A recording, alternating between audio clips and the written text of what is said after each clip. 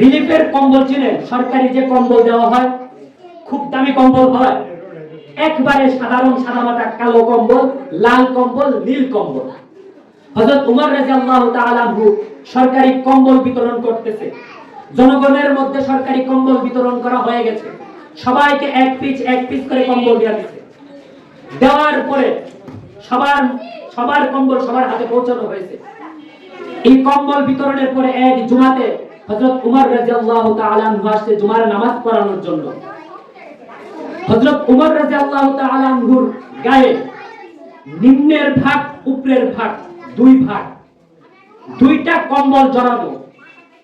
হযরত উমর রাদিয়াল্লাহু তাআলা আনহুর গায়ে দুইটা কম্বল জড়ানো। এই দুই কম্বল জড়ানো অবস্থায় যখন মেহরাবে খুতবা দেওয়ার জন্য আসছে, জুমার খুতবা দেওয়ার জন্য আসছে, একজন মুসল্লি দাঁড়ায় বলতেছে যে আমি আপনার পিছনে নামাজ পড়ব না, আপনার খুতবা শুনবো না। হযরত উমর রাদিয়াল্লাহু তাআলা আনহু জিজ্ঞেস করতেছে, কেন ভাই আপনি আমার পিছনে নামাজ পড়বেন না? আমি কি এমন করেছি যে আপনি আমার পিছনে নামাজ পড়বেন না? ওই মুসল্লি দাঁড়ায় বলতেছে, সবাইকে এক পিস কম্বল বন্টন করছেন আর আপনার গায়ে দুই পিস কম্বল কেন? হযরত উমর রাদিয়াল্লাহু তাআলা আনহু বলতেছে, ঠিক আছে ভাই, আমি আজকে আপনার উত্তর দেওয়ার পরে আমি জুমার নামাজের খুতবা এবং নামাজ পড়াবো। আমার উত্তর নেওয়ার জন্য আমার কাছে না, আমার ছেলে হযরত উমর রাদিয়াল্লাহু তাআলা আনহুর ছেলের কাছে এই উত্তরটা আপনি আমার ছেলের কাছ থেকে শুনুন। তখন ওনার ছেলেকে জিজ্ঞেস করলো যে আপনার বাবার গায়ে দুইটা কম্বল কেন? তখন ছেলে বলতেছে, শুনুন, আব্বু আপনাদেরকে এক পিস করে কম্বল দান দিয়েছে, আমার আব্বু একটা কম্বলই নিয়েছে, কিন্তু আজকে জুমার নামাজ পড়ানোর জন্য মসজিদে আসবে, উনি যদি একটা কম্বল উপরে শরীরের উপরের অংশ দেয়, উপরের অংশে পড়ে, নিচের অংশ খালি থাকবে, নিম্ন অংশ খালি থাকবে, আর যদি নিচে পড়ে উপরের অংশ খালি থাকবে, নামাজ পড়ানোর জন্য সতর যে টাকা খরচ এইটা হচ্ছে না, তার জন্য এক কম্বল আমার আর এক কম্বল আমার বাবা। একটু ভাই জোরে সুবহানাল্লাহ বলি না ভাই? এবার উমর রাদিয়াল্লাহু তাআলা চলাফেরা কেমন ছিলেন আপনাদেরকে আর বলতে হবে? কেন এমন ছিলেন?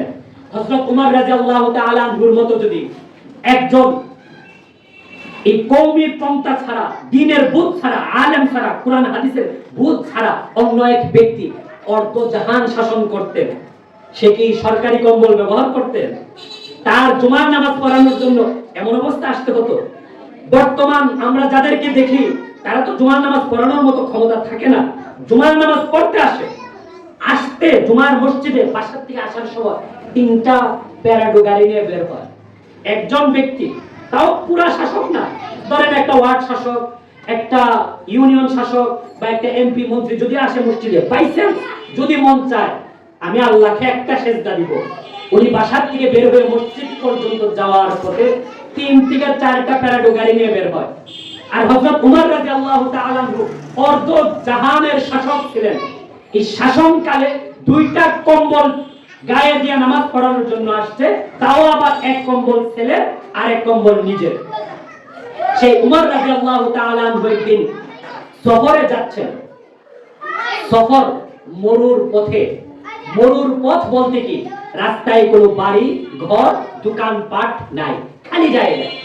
হাঁটতে হাঁটতে হাঁটতে হাঁটতে এক সময় হযরত উমর রাদিয়াল্লাহু তাআলা আনহুর পেটে খিদা লাগছে, খিদা। তখন রাস্তায় মরুতে দেখতেছে এক রাখাল, সে তার দুম্বা, উট এগুলা চড়াচ্ছে এবং একটা দুম্বা থেকে কিছু দুধ দহন করে খাচ্ছে। এমন সময় হযরত উমর রাদিয়াল্লাহু তাআলা আনহু পাশে গিয়ে বলতেছে, ভাই তুমি আমাকে একটু তোমার অন্য দুম্বা থেকে একটু দুধ দহন করে আমাকে দিবা, আমি একটু পান করবো, আমার অনেক খিদা লাগছে।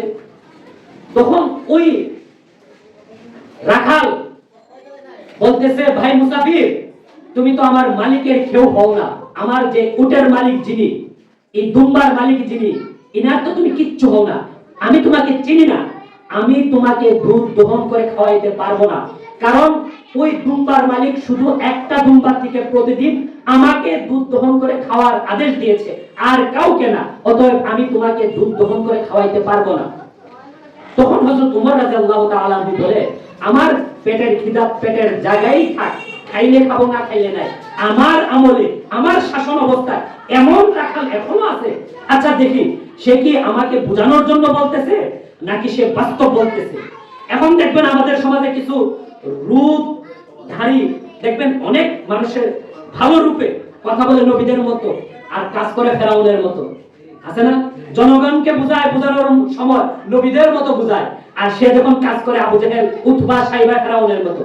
হযরত উমর রাদিয়াল্লাহু তাআলা আনহু বলে, সে কি আমাকে বুঝাচ্ছে, আদর্শের বাণী শোনাচ্ছে, নাকি সে নিজেও আদর্শবান, একটু দেখি।